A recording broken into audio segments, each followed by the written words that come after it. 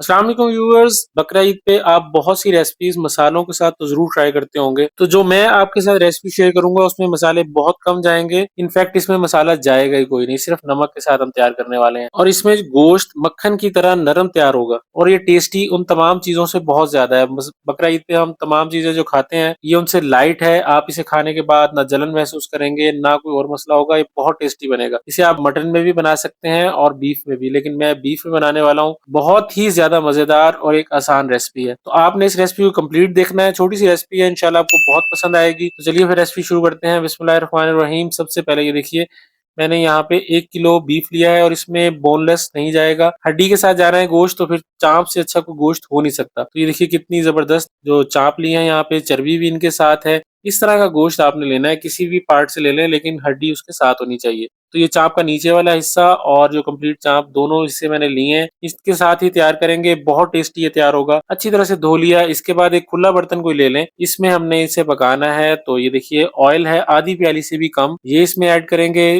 जो बीफ है ये इसमें ऐड कर देंगे। यही रेसिपी एज इट इज आप मटन में भी बना सकते हैं और चिकन में भी। तो ये देखिए हमने इसमें बीफ यहाँ पे ऐड किया है और इसके साथ ही ये प्याज है 2 मीडियम साइज की। ये 1 किलो की रेसिपी है तो 2 मीडियम साइज की है, या एक बड़ी प्याज ले लें, ये इसमें ऐड कर देंगे।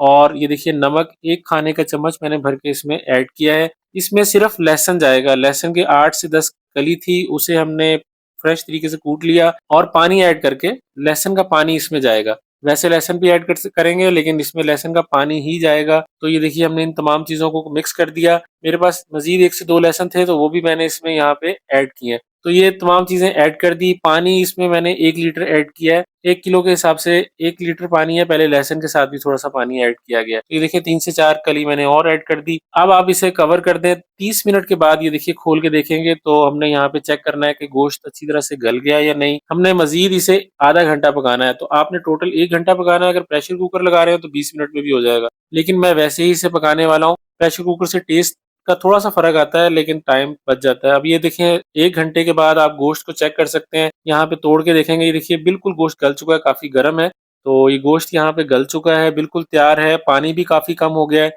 इस पॉइंट पे दही, ये बिल्कुल थोड़ी सी दही है, 3 बड़े चम्मच होंगे या आधी प्याली से भी कम दही है, ये इसमें ऐड करेंगे। दही भी अपना यहाँ पे पानी छोड़ेगा और थोड़ा सा पानी इसमें मजीद ऐड करेंगे बाद में।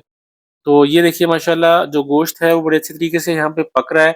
कलर गोश्त का चेंज हो चुका है। तो मैंने यहाँ थोड़ा सा पानी ऐड किया है क्योंकि हमने इसे एक दफा पकाना है। क्योंकि इसमें ज्यादा पानी नहीं रहेगा तो पकाने से मजीद पानी कम होगा। नमक थोड़ा सा दोबारा ऐड किया, आप चेक कर लीजिएगा, टेस्ट के अकॉर्डिंग नमक इसमें ऐड कीजिएगा। और नमक के साथ ये तैयार होगा। देखिए कोई मसाला ऐड नहीं किया। चैनल को जरूर सब्सक्राइब कर दीजिएगा और वीडियो को भी लाइक कीजिएगा। ये देखिए इसका जो शोरबा है वो बड़ा जबरदस्त तरीके से यहाँ पे तैयार है। अभी ऑयल इसका सेपरेट होगा तो सही ये जो इसकी शक्ल नजर आएगी। तो ये देखिए प्याज बिल्कुल घुल चुके हैं, प्याज आपको बिल्कुल नजर नहीं आएंगे और जो चाप है वो भी बड़े अच्छे तरीके से गल गई है। मैंने बकरे की चाप की भी रेसिपी शेयर की है, उसकी काली मिर्च में कढ़ाई, वो भी जरूर देखिएगा।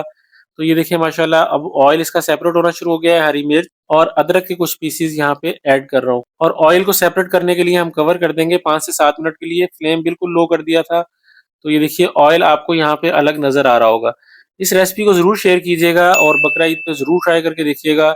वैसे भी बना ले किसी दावत पे तो भी बहुत मजेदार लगती है। तो ये देखिए माशाल्लाह जो हमारी रेसिपी है वो तैयार है और गोश्त बहुत अच्छे तरीके से गल गया है। इसे डिश आउट करेंगे। अदरक के दोबारा से कुछ स्लाइसेस ऐड किए हैं और इसमें देखें ये सेहत के लिए बहुत अच्छी है। इसमें कोई स्पाइस नहीं है और बड़ी ही टेस्टी बनती है। जब आप एक दफा बनाएंगे तो आप इसे बार बार बना के खाने वाले हैं। तो यहाँ मैं आपको जो चाप है वो तोड़ के भी दिखा दूंगा। देखें मक्खन की तरह नरम हो चुकी है और बहुत आसानी से ये टूट रही है। तो आप इसे डिश आउट कर लेते हैं।